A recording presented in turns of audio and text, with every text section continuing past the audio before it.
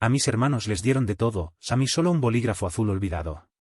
Me llamo Adrián García Lledó, nací en Valencia, en un barrio bastante común, de esos donde todo el mundo se conoce pero nadie se mete demasiado en la vida del otro. Soy el hijo del medio. Nunca me hizo especial ilusión decirlo así, pero con el tiempo entendí que esa posición en la familia lo explicaba todo. Mis padres son Vicente García, mi padre, y Lourdes Lledó, mi madre. Dos personas que, en apariencia, eran muy tradicionales, pero que al final del día tenían formas bastante particulares de entender la familia. Vicente era dueño de una pequeña empresa de distribución de material de construcción. Un hombre trabajador, obsesionado con la imagen y la reputación. Nunca llegamos a ser ricos, pero tampoco nos faltó nada esencial. Lourdes, en cambio, era la que realmente mandaba en casa. Siempre organizándolo todo, desde las comidas hasta nuestras vacaciones, pasando por los estudios y, sobre todo, las comparaciones eternas entre nosotros tres. Mis hermanos son Javier y Carla. Javier es el mayor, 3 años más que yo. Carla es la menor, 2 años más joven que yo. Y lo curioso es que, aunque éramos 3 hijos, en casa siempre daba la sensación de que Javier y Carla jugaban en un equipo, y yo estaba en otro. Javier era el hijo perfecto. Deportista, guapo, eso decían siempre, educado en público, simpático cuando quería serlo. Se apuntaba a fútbol, sacaba buenas notas cuando le daba la gana, pero nadie le regañaba demasiado si un día suspendía algo. Era normal, cosas de chicos, decía mi madre. Además, a mi padre se le caía la baba con él. Decía que tenía madera de empresario, que sería su sucesor natural. Carla, por otro lado, era la pequeña y eso, en mi casa, era como llevar un escudo. La niña de papá y de mamá. La dulce, la graciosa, la que bien hace las cosas para lo pequeña que es. Siempre conseguía lo que quería. Y aunque tenía un carácter más fuerte de lo que parecía, sabía disimularlo perfectamente cuando convenía. Era lista, eso sí, muy lista. Y luego estaba yo. Adrián. El hijo que no destacaba por nada concreto. No era ni el mayor responsable, ni el pequeño adorable. Nunca fui bueno en deportes, no me interesaban. Tampoco me gustaba la empresa de mi padre, de hecho, desde pequeño prefería estar en mi cuarto dibujando, leyendo o simplemente escribiendo cualquier tontería en un cuaderno. Me gustaba observar a la gente. Escuchar. Pensar. Mis padres nunca supieron muy bien qué hacer conmigo. Yo lo sentía. Había una especie de vacío silencioso entre ellos y yo. No es que me maltrataran ni mucho menos, pero tampoco me buscaban. Era como si estuvieran demasiado ocupados admirando a Javier o protegiendo a Carla como para notar que yo estaba ahí, en medio de todo. Cuando éramos niños, las cosas eran más sutiles. Por ejemplo, en los cumpleaños, Javier siempre recibía algo impresionante. Una bicicleta de montaña, un reloj deportivo de marca, una consola de videojuegos. Carla también, muñecas carísimas, vestidos que solo usaba una vez, un móvil último modelo siendo aún muy pequeña. Y yo, bueno, a mí me daban cosas útiles. Así lo decía mi madre. Cosas para el colegio. Una mochila resistente. Un libro de matemáticas para avanzar. Y aquel bolígrafo. Nunca lo olvidaré. Fue cuando cumplí 12 años. Mientras Javier recibió un smartwatch nuevo y Carla un patinete eléctrico rosa con luces, a mí me dieron un bolígrafo. Azul. En una caja que parecía cara, eso sí. Mi madre me dijo que era un bolígrafo de verdad, de esos que duran toda la vida si los cuidas. Un símbolo de madurez, dijo. Un regalo para alguien que piensa más que actúa.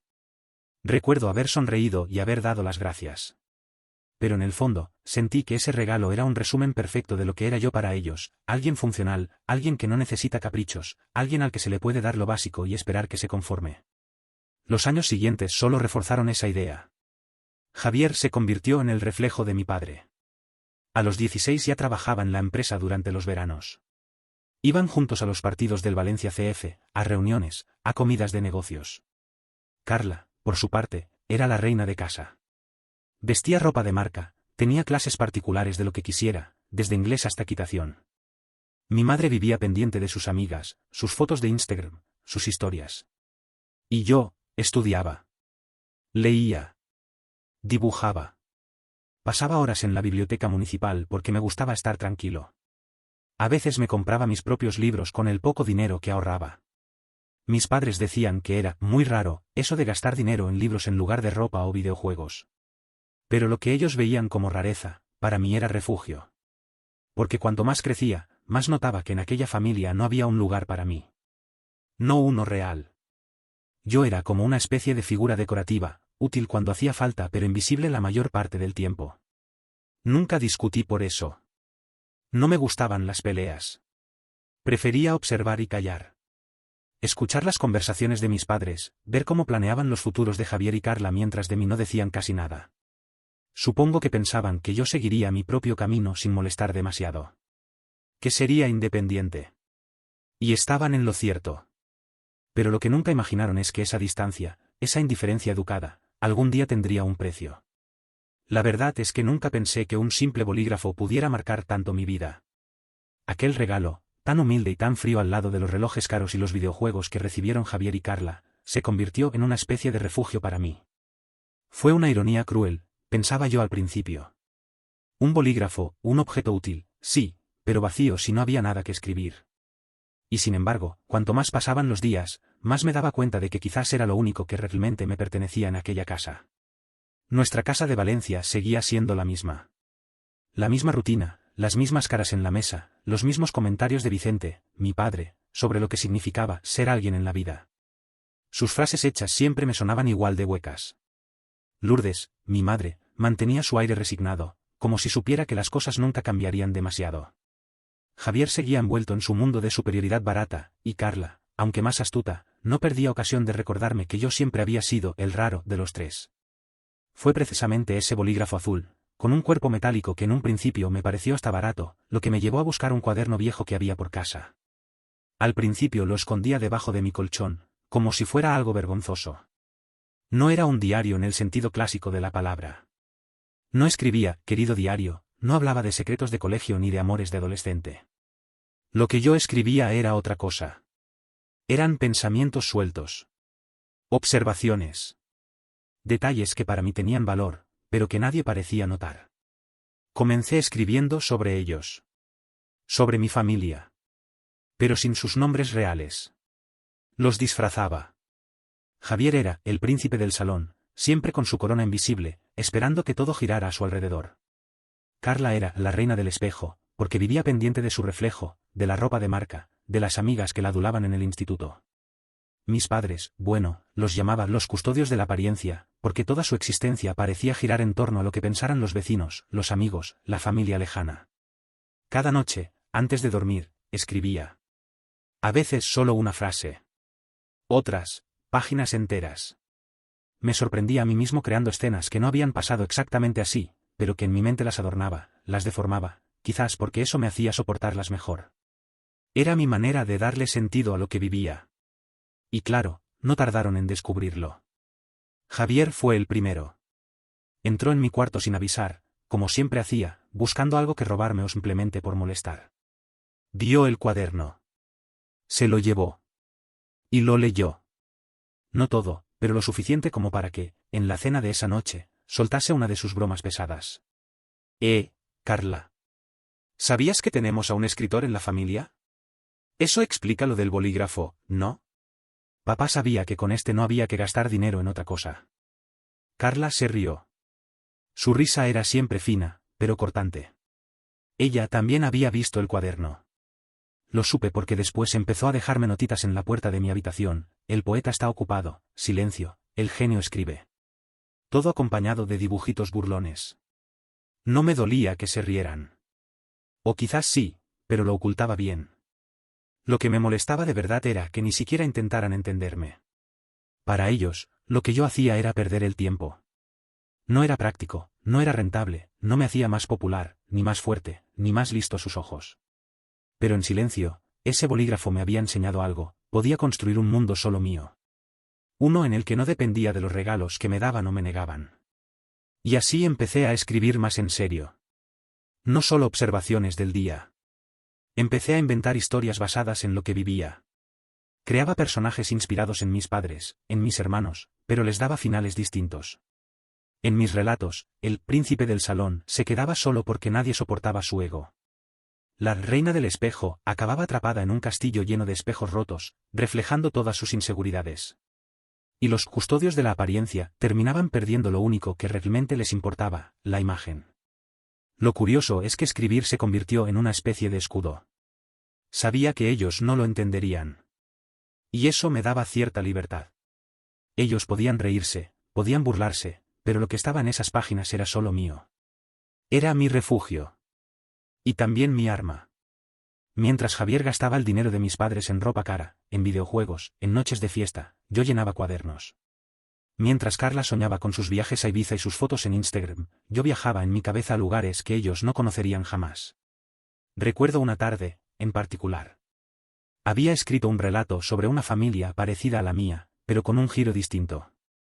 En aquella historia, el hijo menor, invisible para todos, se convertía en escritor. No famoso, no rico. Simplemente alguien que lograba liberarse de la cárcel invisible que eran las expectativas familiares. Lo terminé, cerré el cuaderno y miré el bolígrafo. Pensé que quizás, después de todo, aquel regalo no había sido una burla. Quizás mi padre, sin saberlo, me había dado el objeto más valioso de todos. No para firmar contratos, ni para escribir cartas importantes. Me había dado el instrumento para escribir mi propia versión de la historia. Mi versión de mi vida. Y eso, en una casa como la mía, era más valioso que cualquier reloj caro o cualquier consola de última generación. Nunca pensé que un simple bolígrafo azul acabaría metiéndome en tantos líos. Pero así fue. Todo comenzó de una manera casi inocente. Yo seguía escribiendo en mis libretas. A veces relatos inventados, a veces pensamientos sueltos que me rondaban la cabeza. Otras veces solo describía lo que veía en casa, lo que hacía mi madre Lourdes cuando se enfadaba fregando con más fuerza de lo normal, o como mi padre Vicente siempre se sentaba en el mismo sillón como si fuera un trono. Anotaba cosas sobre Javier, mi hermano mayor, con sus aires de superioridad, y sobre Carla, mi hermana, siempre queriendo estar en medio de todo. Ellos, por supuesto, seguían con sus burlas. Siempre en voz baja, siempre riéndose entre ellos cuando me veían escribir. Que sí, aquí viene el escritor frustrado, que sí, te han regalado un bolígrafo porque así no molestas. O frases como, tanta letra no te dará de comer, Adrián. Yo los escuchaba. No decía nada. Solo anotaba. Esa fue siempre mi venganza silenciosa. Porque, mientras ellos se reían, yo aprendí a observar, a describir, a dar forma a lo que veía con palabras. Un día llegó a la escuela un anuncio un poco extraño. Era un simple cartel pegado con cinta en el tablón de anuncios, junto a los típicos papeles de clases de guitarra o de fútbol. Decía, concurso de lectura de poesía. Inscripción libre. No era obligatorio, ni siquiera popular. De hecho, cuando lo leí, escuché a varios compañeros murmurar que eso era para sensiblones o gente rara. Me acuerdo que hasta Javier lo comentó en casa, como si fuera una pérdida de tiempo. Él, por supuesto, no tenía intención de participar. Ni Carla. Aquello les parecía una excentricidad más. Pero para mí, no sé. Había algo en ese cartel que me llamó la atención. Quizá porque ya me pasaba el día escribiendo. Quizá porque sentí que por fin podría hacer algo con lo que escribía. Así que, en secreto, me inscribí. No lo comenté en casa. No quería escuchar más bromas. El problema fue que, al inscribirme, entendí que no bastaba con leer un poema cualquiera. Tenía que ser algo propio. Un texto mío. Y ahí empezó el verdadero desafío. Al principio no sabía ni por dónde empezar. Yo escribía relatos, pequeñas crónicas sobre mi familia, sobre mis días, sobre lo que veía. Pero rimar, eso era otro nivel.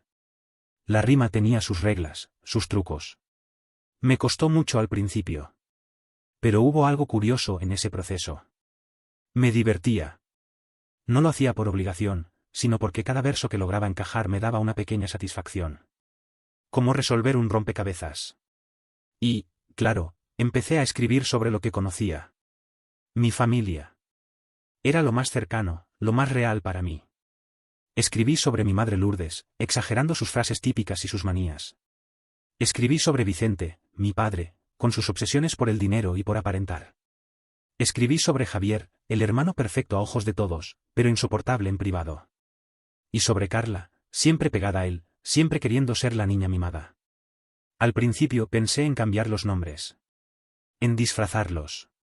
Pero cuanto más escribía, más me divertía dejar los nombres reales. Era casi como un acto de rebeldía silenciosa. Un ajuste de cuentas con mi bolígrafo azul. El día del concurso llegó. Recuerdo que hacía un poco de frío esa mañana. El salón de actos de la escuela estaba lleno de alumnos, profesores y algunos padres. No había una gran expectación, pero sí una curiosidad morbosa. Porque todos sabían que los poemas de los participantes serían personales. Había risas nerviosas antes de cada actuación. Yo estaba muy tranquilo. Para mi sorpresa, Javier y Carla estaban sentados en el público. Supongo que habían venido más por curiosidad o por buscar algo de lo que reírse luego. Me vieron subir al escenario con mi hoja escrita a mano y mi bolígrafo azul en el bolsillo. Sonreían con suficiencia. Pero entonces empecé a leer. Mi poema era directo. Descarado. Cada verso describía una escena familiar. Cada estrofa terminaba con un giro cómico. La gente empezó a reírse desde las primeras líneas. Reían de verdad. No eran risas de burla, sino de reconocimiento. Porque aunque yo hablaba de mi familia, lo hacía de una manera universal. Todos podían imaginarse a su propia madre gritando frases típicas en la cocina. Todos conocían a un padre obsesionado con las apariencias. O a un hermano que se creía superior. Cuando pronuncié sus nombres, Javier y Carla se quedaron helados. La cara de Javier fue un poema en sí misma. Roja, endurecida. Carla intentaba disimular la vergüenza con una sonrisa tensa. El resto del público no podía parar de reír. Y yo seguía leyendo, sin pausa, disfrutando cada palabra. Al final, cerré el poema con una frase que me salió del alma: esto lo ha escrito un niño, con un bolígrafo azul. La ovación fue increíble. Nunca me habían aplaudido así. Ni en la escuela ni en ningún lado. Fue un momento breve pero poderoso. Sentí que, por una vez, era yo quien tenía el control de la historia. Por supuesto, lo mejor o lo peor vino después. Javier y Carla no tardaron en contarlo todo en casa. Llegaron antes que yo, y cuando crucé la puerta, ya me esperaban. Vicente me miraba serio, como si hubiera cometido un crimen. Lourdes me preguntó que si era verdad lo que había recitado en público. Y sí, lo era. Yo solo respondí que había escrito sobre lo que conocía. Sobre lo que veía. Sobre lo que vivía. No mentí en ninguna palabra. Usé mi bolígrafo azul para contar mi verdad. Aquella noche no fue fácil. Hubo reproches, hubo enfados. Pero también aprendí algo esencial: las palabras tienen un poder enorme. Y yo había descubierto cómo usarlas. No era un simple bolígrafo. Era mi voz. Y no pensaba callarme. No había forma de prever lo que iba a pasar aquel día. Jamás. Yo era un niño, un muchacho que había descubierto en la escritura algo parecido a un refugio. Algo que me pertenecía de verdad. Porque en mi casa no me pertenecía nada. Esa mañana fue como cualquier otra. Me levanté temprano, desayuné lo que siempre había en la mesa: pan tostado, algo de mantequilla y un vaso de leche, y me fui al colegio. Lourdes y Vicente me despidieron con esa frialdad habitual que les caracterizaba cuando se trataba de mí. Javier y Carla seguían sentados en la mesa, sonriendo entre ellos, con esa complicidad de hermanos favoritos. Sabía que no esperaban que volviera pronto. Sabía que, para ellos, irme era casi un alivio. Lo que no sabía era que, en cuanto crucé la puerta, Vicente y Lourdes decidieron entrar en mi habitación. No necesitaban mucho para justificar sus actos. Siempre lo habían hecho. Lo que había dentro de mi cuarto, dentro de mi pequeño espacio, era territorio bajo su control absoluto. No entendían que mi cuaderno, mis hojas, mis historias escritas con aquella pluma azul que despreciaban, eran mi mundo. Eran lo único que me daba sentido. Que me daba voz. Horas después me enteraría de todo. Me enteraría de cómo Vicente, movido por esa mezcla de curiosidad y autoridad ciega, había empezado a rebuscar entre mis cosas. Como Lourdes, detrás de él, iba leyendo fragmentos de mis escritos. Y como poco a poco sus caras se iban transformando. No de orgullo. No de sorpresa. No. Lo que sintieron fue ira. Porque ahí, en esas hojas dobladas y escondidas en un rincón de mi armario, estaba yo de verdad. Y estaba mi visión de ellos. De nuestra familia. De Javier y de Carla. De lo injusto que era todo. De cómo cada regalo, cada gesto, cada mirada, estaba siempre dirigido a mis hermanos y nunca a mí. Escribí lo que sentía, lo que callaba, lo que me ahogaba por dentro. Sin adornos. Sin mentiras. Sin disimulos. Y eso fue lo que más les dolió. No soportaron que un niño de mi edad tuviera esa capacidad de mirar dentro de nuestra casa y describirla tal cual era. No soportaron que alguien les pusiera un espejo delante. Un espejo limpio. Sin distorsión. Porque, en el fondo, sabían que era verdad. Por eso hicieron lo que hicieron. Cuando regresé a casa, algo se notaba en el ambiente. El olor. Ese olor a papel quemado que nunca olvidaré. Al principio no entendí. Luego, al abrir la puerta de mi habitación, lo vi claro. No estaban mis hojas. No estaba mi cuaderno. No estaba nada. Solo un espacio vacío. Solo cenizas. Cenizas de mi voz. Bajé corriendo al salón. Los encontré allí. A Vicente, a Lourdes, a Javier, a Carla. Todos juntos. Todos serios. Todos cómplices. Me miraron como si fuera un criminal. Como si yo hubiera cometido un delito imperdonable. Vicente fue el primero en hablar. Me dijo, con esa voz seca, autoritaria, que siempre le había caracterizado, que lo que había hecho era inaceptable. Que una familia no se expone. No se ridiculiza. No se juzga desde dentro. Que esas historias eran una burla. Una falta de respeto. Un ataque. Lourdes asintió detrás de él, repitiendo que yo no entendía nada de la vida. Que era un niño malagradecido. Que me daban techo, comida, educación, y aún así me atrevía a escribir semejantes cosas. Y lo peor fue Javier y Carla. Ellos no solo apoyaron a mis padres. Ellos se burlaron de mí. Dijeron que ahora el poeta había aprendido la lección. Que un poeta no tenía lugar en esta casa. Que mejor me buscara otro entretenimiento porque aquí no sería escritor de nada. No lloré delante de ellos.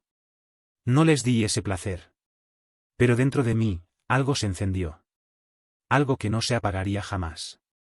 No fue odio. No. Fue claridad. Por primera vez en mi vida tuve una certeza absoluta, yo quería escribir. Yo tenía que escribir. No por ellos. No por venganza. Sino por mí.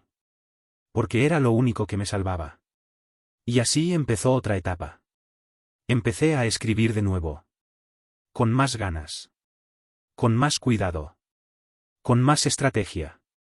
Escondía mis historias en lugares insospechados. Bajo tablas sueltas del suelo. Dentro de los libros del colegio. En rincones de la vieja biblioteca del instituto donde nadie miraba. Y en la escuela era libre.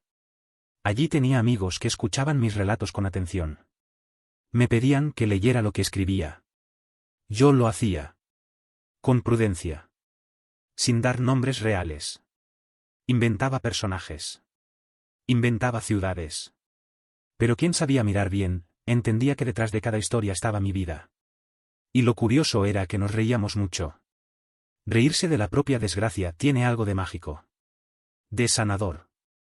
Claro que Javier y Carla se enteraron. Siempre se enteraban de todo. Algún compañero tonto les contó que yo seguía escribiendo. Que mis historias eran cada vez mejores. Que incluso algunos profesores me habían felicitado por mi imaginación. Y ellos, como era de esperar, corrieron a decírselo a Vicente y Lourdes. Pero esta vez ya no me importó. Sabía que me esperarían nuevos castigos. Nuevas broncas. Nuevas amenazas. Pero también sabía otra cosa. Sabía que mi destino ya no lo controlaban ellos. Sabía que, pase lo que pase, yo nunca dejaría de escribir. Porque había encontrado mi lugar en el mundo. Y ese lugar estaba dentro de las palabras. Dentro de las historias. Dentro de mí. Nunca creí que la pluma azul que me regalaron marcaría mi destino. A veces pienso que mis padres, Vicente y Lourdes, al regalármela aquel día, estaban sin querer escribiendo con ella la peor parte de mi infancia. Y no porque el bolígrafo tuviera algún poder extraño o estuviera maldito. No. Era un simple bolígrafo, pero lo que desató en mí fue lo que ellos nunca se imaginaron, ni quisieron. Después de que Javier y Carla me delataran por segunda vez, después de que en casa ardieran mis historias como si fueran basura inútil, las cosas cambiaron. No para mejor. No para peor en apariencia. Cambiaron en silencio. Porque cuando alguien te destruye lo más preciado que tienes, deja un vacío. Y ese vacío no grita. Ese vacío observa, piensa, y escribe en silencio. Por eso seguí escribiendo. Lo hacía en libretas viejas, escondidas entre los libros de texto, en cuadernos con carátulas rotas, en los márgenes de mis deberes. A veces escribía en papeles sueltos que luego escondía en el doble fondo de una caja de zapatos o dentro de la funda de un viejo diccionario. Me había convertido en un escritor clandestino dentro de mi propia casa. Pero mis padres, ellos no iban a rendirse tan fácilmente. Lo supe cuando empezó todo aquel plan extraño, sutil, hiriente. No había castigos, ni gritos, ni amenazas. No. Todo era mucho más elegante. Más frío. Más eficaz. Lo primero que hicieron fue apartarme de cualquier espacio de soledad. Vicente se encargó de desmontar mi escritorio. Dijo que el cuarto necesitaba más orden, que no tenía sentido que un chaval como yo tuviera un rincón solo para él. Me dejó una cama, un armario y poco más. El resto del tiempo tenía que estar en el salón o en la cocina, siempre a la vista de todos. Lourdes, por su parte, llenó mi horario de actividades. No actividades creativas, claro. Nada de lectura, nada de arte, nada de cosas que alimentaran mi imaginación. Me apuntaron a clases extraescolares de matemáticas, a un curso de informática básica, a un taller de manualidades donde todo consistía en pegar piezas según un modelo exacto. Todo diseñado para ocupar mi mente con lo que ellos consideraban útil. Y lo peor fue Javier y Carla. Ellos se convirtieron en mis vigilantes. Javier revisaba mi mochila cada vez que llegaba a casa. Decía que era por mi bien, que no debía cargar peso de más, que debía concentrarme en lo importante. Carla se encargaba de fisgonear en mis cosas cuando yo iba al baño o salía un momento al patio. Todo bajo la máscara de hermanos ejemplares preocupados por su hermano pequeño. Y yo aguantaba. Escribía en los baños del instituto. Escondía hojas dobladas dentro de los bolsillos de la chaqueta. Llegué a escribir partes de historias en el reverso de las tareas que entregaba al profesor de lengua, esperando que no las descubrieran. Pero ellos no se detenían. Un día, al llegar del colegio, vi en la mesa del salón algo que me heló la sangre, un sobre con mi nombre escrito. No con mi letra. Con la letra de mi madre. Lo abrí. Dentro había una carta. En ella, Vicente y Lourdes me decían que habían tomado una decisión muy importante. Iba a pasar el verano entero en casa de mis abuelos maternos, en un pueblo pequeño de la provincia de Zamora. Decían que allí no habría distracciones, que estaría en contacto con la naturaleza, que me vendría bien para desconectar y volver a conectar con la realidad. Su realidad. Su mundo. Lejos de libros. Lejos de papel. Lejos de cualquier posibilidad de escribir. Era una condena. No porque mis abuelos fueran malas personas, eran simples campesinos, humildes, muy mayores ya, sino porque en aquel pueblo no había biblioteca, no había librerías, no había siquiera buena cobertura de teléfono. Era el sitio perfecto para un destierro silencioso. Recuerdo que esa noche no pude dormir. Me senté en el suelo de mi cuarto, vacío de muebles, vacío de vida, y sentí que ellos lo habían conseguido. No con gritos. No con violencia. Con estrategia.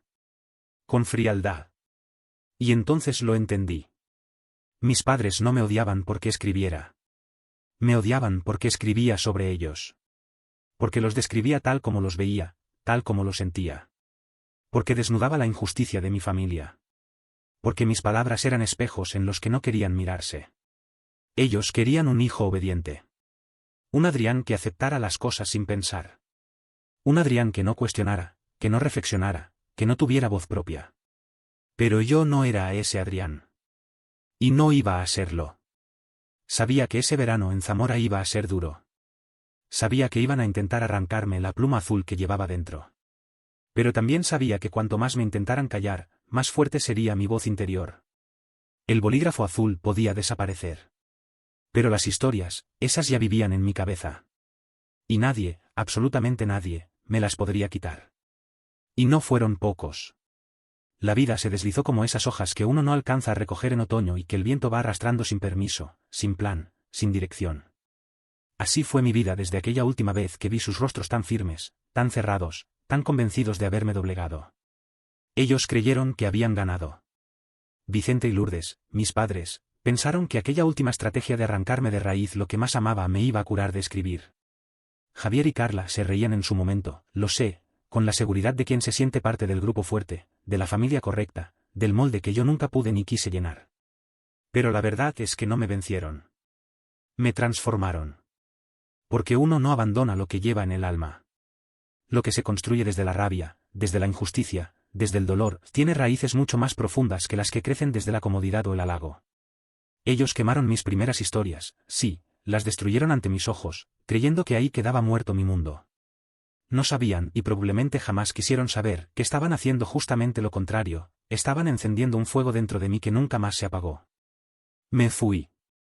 Físicamente no al principio, claro, porque era un niño aún, un adolescente apenas atrapado en esas calles estrechas de nuestro barrio, donde todos se conocían y nadie entendía demasiado de sueños imposibles. Pero en mi cabeza ya me había marchado hacía mucho. Cada vez que terminaba una clase en la escuela, cada vez que leía un nuevo libro en la biblioteca, cada vez que escribía un relato en mis papeles ocultos bajo las tablas sueltas de mi cama, dentro de las tapas de los viejos cuadernos de matemáticas que ellos despreciaban, yo ya no vivía con ellos. Estaba en otra parte. Estaba construyendo mi salida. Y esa salida llegó. Cuando cumplí 18 años, recogí lo poco que tenía, saludé con la frialdad que ellos mismos me enseñaron y me fui. No hubo lágrimas. No hubo abrazos. Lourdes me miró como si hubiera esperado toda la vida ese momento. Vicente no dijo nada. Javier y Carla seguían siendo lo que fueron siempre, los vigilantes de un orden que no me pertenecía. Viví mal los primeros años. No lo oculto. Fui camarero, repartidor, ayudante de lo que fuera. Dormí en habitaciones frías, en pensiones que olían a humedad y cansancio. Pero nunca dejé de escribir. Porque esa pluma azul, aunque físicamente no existiera ya, había quedado dentro de mí como un símbolo. El bolígrafo que despreciaron, que me regalaron casi como una burla, era ahora mi espada invisible. Mi herramienta. Mi refugio. Y poco a poco, el mundo comenzó a escucharme. Publicar no fue fácil. Los primeros textos fueron ignorados, rechazados por editoriales, devueltos sin una nota, sin una explicación. Pero seguí. Porque no sabía hacer otra cosa. Porque no quería hacer otra cosa. Y un día, después de años de intentos, alguien leyó mis historias. Alguien entendió lo que yo estaba contando. Porque mi historia, aunque simple, era universal. Escribí sobre padres que no saben amar. Sobre hermanos que no comprenden que la diferencia no es amenaza sino riqueza. Sobre infancias silenciosas donde los regalos más humildes pueden esconder los tesoros más grandes. Y el público empezó a responder. Compraban mis libros, reían con mis anécdotas, lloraban con mis relatos. Y lo más curioso era que todos me decían lo mismo, parece que hablas de mi familia. Y quizás era cierto. Porque lo que viví yo no era tan raro. No era exclusivo de mi calle, de mi casa, de mi ciudad. Era una historia de muchos. Era una historia vieja. Pero escrita con una mirada nueva, con la ironía justa, con la ternura escondida detrás de la rabia. Mis libros comenzaron a viajar más que yo. Fueron traducidos, leídos en otras lenguas, en otros continentes. Recibí cartas de desconocidos que se sentían menos solos al saber que alguien más había pasado por lo mismo. Y fue entonces cuando pensé en ellos. En Vicente y Lourdes. En Javier y Carla. No porque los extrañara, no porque esperara que me aplaudieran. Sino porque, en el fondo, todo había empezado por ellos. Por su manera de tratarme. Por su incapacidad de ver lo que era pequeño y valioso. Por su obsesión con la corrección, con el orden, con las apariencias. Así que les envié mis libros. Uno por uno. Con dedicatorias mudas, sin palabras personales, sin explicaciones. Solo el libro. Su portada brillante, su historia interior llena de las mismas casas, de las mismas calles, de las mismas miradas de desprecio o indiferencia. Nunca puse sus nombres. No hacía falta. Ellos sabían. Siempre supieron. Nunca respondieron. Ni una carta. Ni un mensaje. Ni un gesto. Volví un par de veces al barrio. Caminé por las mismas aceras. Pasé frente a la casa que fue mía y ya no lo era. Vi las persianas cerradas, las cortinas firmes. Toqué el timbre alguna vez, por costumbre, por respeto. Nadie abrió. Y no me dolió. Porque ya no era ese niño que lloraba en silencio en su habitación. Era Adrián García Lledó. Escritor. Sobreviviente de una infancia de silencios. Constructor de mundos a partir de las ruinas que ellos mismos me dieron. Hoy sigo escribiendo. A veces pienso en ese bolígrafo azul. Pequeño, ligero, casi insignificante. Un regalo improvisado, barato, quizás dado sin pensar o con cierta maldad disfrazada. Pero fue ese bolígrafo, y no otro, el que cambió mi vida. El que me enseñó que las cosas más pequeñas, más despreciadas, más ignoradas, pueden ser las que enciendan el fuego más duradero. Por eso escribo. Para que alguien más, algún otro Adrián perdido en su cuarto, entienda que los detalles importan. Que los objetos sencillos guardan historias poderosas. Que las palabras que hoy parecen inútiles pueden ser, mañana, las llaves de un mundo nuevo. Y que nadie, ni padres, ni hermanos, ni la indiferencia de un hogar frío, podrá jamás destruir lo que nace en lo profundo del corazón. Porque a veces basta un simple bolígrafo azul para cambiar un destino entero. P.S. Adrián García Lledó.